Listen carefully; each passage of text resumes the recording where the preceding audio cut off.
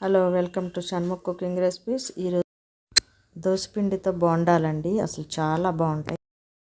Evening స్నాక్గా పిల్లలకు కానీ పెద్దలకు కానీ చాలా బాగుంటాయండి. ఈ విధంగా చేసుకోండి. చూసారా ఎంత బాగున్నాయో. దీన్ని కనుక చట్నీతో కనుక తిన్నట్టయితే అసలు చాలా బాగుంటాయండి. చాలా చాలా రుచిగా ఉంటుంది. ఇది చూసారా ఎంత సాఫ్ట్గా ఉన్నాయో. చాలా స్పాంజీ లాగా మెత్తగా ఉన్నాయండి. ఆ విధంగా చేసుకోండి. అసలు చాలా బాగుంటాయి అన్నమాట ఈ చట్నీతో తింటే. దీన్ని ఏ విధంగా చేసుకోవాలో చెప్తాను. ముందుగా మినపగుళ్ళు అండి, ఒక గ్లాస్ తీసుకొని నానబెట్టుకోవాలి. అలాగే రైస్ అండి, అదే గ్లాస్తో 2 గ్లాసుల రైస్ అన్నమాట. బాగా కడుక్కొని పప్పుని దాన్ని బాగా నానబెట్టుకోవాలి. ఈ విధంగా నానాలండి. పప్పు కానీ బియ్యం కానీ ఈ విధంగా నానినాక దాన్ని మనం గ్రైండర్లో వేసుకోవాలి. ఈ విధంగా గ్రైండర్లో వేసుకొని మెత్తగా పేస్ట్ చేసుకోవాలి.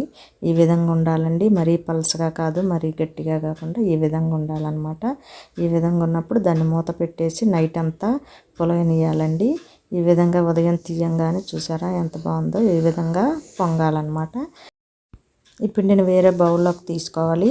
ఈ విధంగా తీసుకొని 3 స్పూన్స్ బియ్యం పిండి అండి, అలాగే 3 స్పూన్స్ మైదా వేసుకోవాలి. ఈ విధంగా వేసుకోవటం వలన మెత్తగా సాఫ్ట్గా వస్తాయి, కొంచెం క్రిస్పీగా వస్తాయి అన్నమాట. తగినంత సాల్ట్ వేసుకోవాలి. అలాగే 1 స్పూన్ జీలకర్ర కూడా వేసుకోవాలి. అలాగే పచ్చిమిర్చి 2-3 అండి సన్నగా ముక్కలు కట్ చేసుకోవాలి. అలాగే 2 ఉల్లిపాయలు అన్నమాట ముక్కలు కట్ చేసుకోవాలి. అలాగే కొత్తిమీర కూడా కొద్దిగా వేసుకోవాలి. కరివేపాకు కూడా సన్నగా కట్ చేసుకొని వేసుకోవాలి. కొత్తిమీర కరివేపాకు రెండును వేసుకొని బాగా కలుపుకోవాలండి. ఈ పిండి అంతా మనకు ఉండలుగా లేకోకుండా మొత్తం కలుపుకోవాలి. వాటర్ ఏం పోయకూడదు. మనకు కొంచెం మందం, కొంచెం గట్టిగా ఉండాలి కదా, ఈ విధంగా ఉండాలి. ఈ విధంగా ఉన్నప్పుడు కాసేపు మూత పెట్టాలండి. ఒక 30 మినిట్స్ మూత పెట్టేసి పక్కన పెట్టుకోవాలి. అలాగే అయిపోయిందండి, 30 మినిట్స్ అయిపోయింది.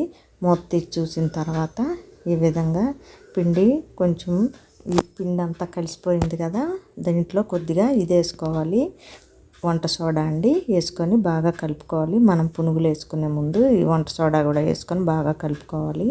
ఈ విధంగా కలుపుకున్న తర్వాత మనం దాంతో కాకుండా చేతితో కలుపుకోవాలండి. బాగా కలిపేసి కాసేపు బాగా కలుపుకోవాలండి. ఈ విధంగా కలిపిన తర్వాత మనము చిన్న ఉండలుగా ఇలా ఈ విధంగా కరెక్ట్గా మీడియంగా వచ్చే విధంగా వేసుకోవాలి. ఆయిల్ కాగిందండి. ఆయిల్లో ఈ బోండాలన్నీ వేసుకోవాలండి. పెద్దగా బోండాలు వేసుకోవాలండి. ఈ విధంగా ఈ మాత్రం చాలు, మరి చిన్నవి కాకుండా ఈ విధంగా ఉంటే సరిపోద్ది. ఈ విధంగా అన్నీ వేసుకోవాలండి. బోండాలన్నీ వేసుకున్న తర్వాత మనకి ఒక కాసేపు అయినాక, ఒక 5 మినిట్స్ అయినాక అటుకాయ పైకి వస్తాయి అన్నమాట. ఈ విధంగా వచ్చినప్పుడు రెండో వైపుకి తిప్పుకోవాలి. ఈ విధంగా వచ్చిన తర్వాత గోల్డెన్ కలర్ వచ్చే విధంగా చేసుకున్న తర్వాత ఇదిగోండి ఈ విధంగా వస్తాయి. అంతేనా, వీటిని తీసేసి మొత్తం ప్లేట్లోకి వేసుకోవాలన్నమాట. ఈ విధంగా ప్లేట్లోకి వేసుకోవాలి. అలాగే ఇంకో ట్రిప్ కూడా వేసుకుందామండి. ఈ విధంగా వేసుకొని అన్నీను జాగ్రత్తగా వేసుకోవాలి. ఒకదానికొకటి అంటుకోకుండా చూసుకుంటా వేసుకోవాలి. ఈ విధంగా వేసుకున్నాక ఇవి కూడా బాగా వేగిన తర్వాత బ్రౌన్ కలర్ వచ్చినాక వీటిని కూడా తీసేసి ప్లేట్లోకి వేసేసుకోవాలండి. ఈ విధంగా వేసుకున్న తర్వాత మొత్తం వేసుకొని చట్నీతోనండి, చట్నీ ఏదైనా సరే చాలా బాగుంటుంది అనమాట. చాలా చాలా రుచిగా ఉంటాయి. ఈవినింగ్ పిల్లలు వచ్చినప్పుడు కానీ, పెద్దోళ్ళు ఆఫీస్ నుంచి వచ్చినప్పుడు కానీ వేసుకొని కనుక ఇవి తిన్నట్టయితే అసలు ఒకటి కూడా మిగలవండి. చూసారా ఎంత బాగుందో, సాఫ్ట్గా మెత్తగా ఆ విధంగా అనమాట. ఈ చట్నీతో తినండి, అసలు ఎంత బాగుంటాయి అంటే అంత బాగుంటాయి అన్నమాట. ఇది కనుక మీకు నచ్చినట్టయితే లైక్ చేయండి,